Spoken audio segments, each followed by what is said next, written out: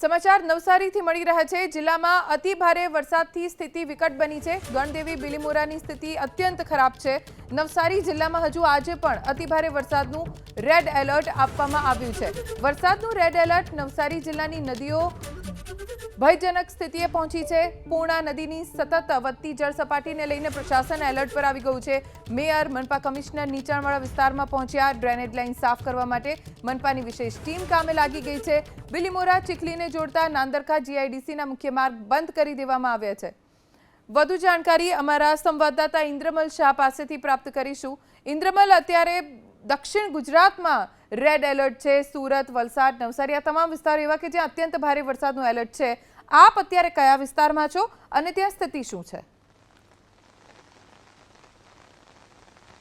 બિલકુલ ધ્વનિ, હાલ આપણે છે તે જે નવસારીની નજીક જે આવેલું બિલીમોરા શહેર છે તેના જે દેશરા વિસ્તાર છે ત્યાં આપણે હાલ હાજર છે અને જે રીતે વહેલી સવારથી સતત છે તે ધોધમાર વરસાદ વરસી રહ્યો છે, જેને લઈને આ જે દેશરા વિસ્તાર છે તેની બાજુમાંથી જ પસાર થતી જે કાવેરી નદી છે તેની અંદર ભરપૂર પાણીની આવક થઈ છે અને જેને કારણે આ વિસ્તારની અંદર હાલ છે તે પાણી ભરાઈ ચૂક્યા છે। દ્રશ્યમાં જે રીતે જોઈ શકાય છે કે હાલ રેસ્ક્યુની કામગીરી ચાલી રહી છે। જે તમામ જે અહીંયા લગભગ 200 થી 300 પરિવાર વસે છે તેઓને હાલ છે તે અહીંથી બહાર કાઢવામાં આવી રહ્યા છે। બોટ વડે છે તે અહીં બહાર કાઢવામાં આવી રહ્યા છે। જે રીતે આખા વિસ્તારની અંદર પાણી ભરાઈ ચૂક્યા છે અને જેને લઈને આ પરિસ્થિતિનું નિર્માણ છે। ખાસ કરીને જે ઉપરવાસમાં પણ જે કાવેરી નદી જ્યાંથી આવે છે ત્યાં પણ હાલ છે તે ધોધમાર વરસાદ ગઈકાલ રાતથી વરસી રહ્યો છે અને જેને કારણે છે તે આ પરિસ્થિતિનું નિર્માણ હાલ છે તે થયું છે અને જેને કારણે કાવેરી નદીના પાણી છે તે આ વિસ્તારની અંદર હાલ છે તે ફરી વળ્યા છે। જે અહીં જે લોકો છે તેમને હાલ છે તે લાઈફ બોટ વડે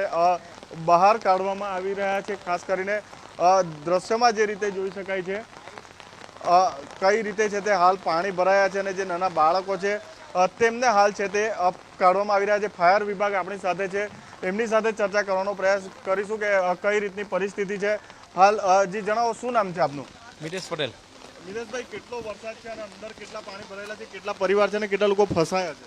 ટોટલ બિલીમોરા ફાયર બ્રિગેડે 30થી વધારે જેટલા માણસોને રેસ્ક્યુ કર્યું છે। હાલ અમારી રસ્તા પર જોતા જ છે કે કોઈ રહી નથી ગયા। 2 ફેરા મારીને આવ્યા છે અને પાછા પણ જવાના છે જોવા માટે। પાણી અંદાજે 6 ફૂટની ઉપર પાણી છે। લોકોના ઘરોમાં પાણી છે, લોકોના ઘરોમાં પાણી છે અને ટોટલી રેસ્ક્યુ થઈ જ ગયા છે। 30 ટોટલ જેટલા રેસ્ક્યુ કર્યા છે, 30થી વધારે।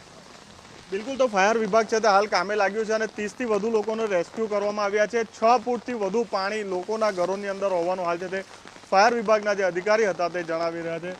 ખાસ કરીને 30થી વધુ લોકોને રેસ્ક્યુ કરી લેવામાં આવ્યા છે અને હજુ પણ સતત છે નીચાણવાળા ઘરો છે તેની અંદર છે તે હજુ ફાયર વિભાગ છે તે સતત જઈ રહ્યું છે અને તપાસ કરી રહ્યું છે। ઘરમાં કોઈ રહી ગયા હોય તો તેને બહાર કાઢવામાં આવી રહ્યા છે। ખાસ કરીને જે રીતેની પરિસ્થિતિનું હાલ છે તે નિર્માણ થયું છે, બિલીમોરા હોય, નવસારી હોય, દક્ષિણ ગુજરાત, સુરત જિલ્લો હોય, તમામ વિસ્તારોમાં છે તે વહેલી સવારથી જ છે તે ધ્વનિ ધોધમાર વરસાદ હાલ છે તે અહીં વરસી રહ્યો છે।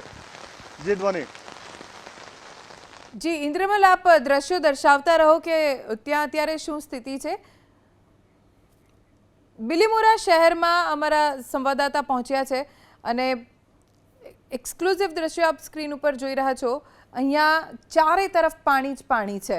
એક બાળક અહીંયા ઊભો છે, એને જોઈને અંદાજો લગાવી શકાય કે આ બહારનો રસ્તો છે ત્યાં ઘૂંટણ સુધીના પાણી ભરાય છે। અંદરનો જે રસ્તો છે ત્યાં નદીના પાણી ઘૂસી ગયા છે, જેના કારણે અંદરના વિસ્તારો છે, અંતરિયાળ વિસ્તાર, ત્યાંથી લોકોને સહી સલામત બહાર ખસેડવામાં આવ્યા।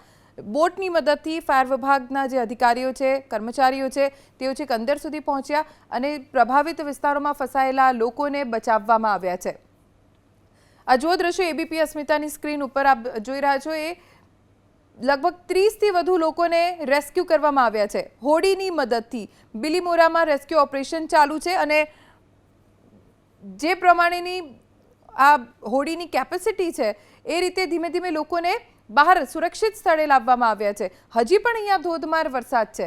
આ બહારનો વિસ્તાર છે એટલે ઘૂંટણ સુધીના પાણી દેખાઈ રહ્યા છે, પણ જેમ જેમ અંદર જવાય છે તેમ તેમ પાણીનું સ્તર પણ ઉપર આવી રહ્યું છે।